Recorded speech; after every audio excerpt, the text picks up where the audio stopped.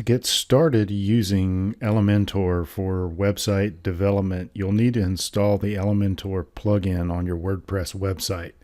This video will walk you through click by click how to get the Elementor plugin installed and set up and ready to use for your WordPress development. To get started using the Elementor plugin, you'll need to install the plugin first into your WordPress website. Click on the plugins link in the left navigation menu and click the Add New button. Type Elementor in the search box, and the Elementor page builder is the one that you want. Click the Install Now button and click the Activate button once it's finished installing. And you'll see that it is installed and ready to go. Now, you'll want a compatible theme to use with Elementor, and one of the better ones to use is the Ocean WP theme.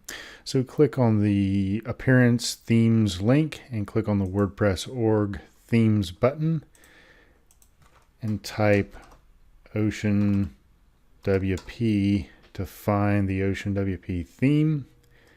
Click the Install button to get it loaded onto your site. Click Activate to make it live.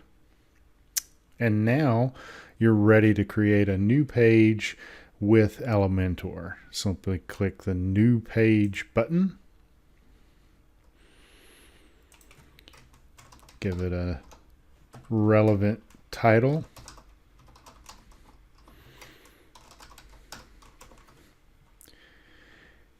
And change the template to Elementor Canvas to give yourself a blank palette to work with. Save your draft. Click the Edit with Elementor button. This launches the Elementor WYSIWYG editor. So now you can drag elements onto your page, work with different features. We'll be going through each of the elements in upcoming tutorials to show you what they are and how to work with them and put them together into pages for your website, and then logical workflows of pages one after another to build the experience you want for your website audience. Thank you for watching this video tutorial. If you would like to see more, please visit natthompson.com for more WordPress, Elementor, and other technology video tutorials.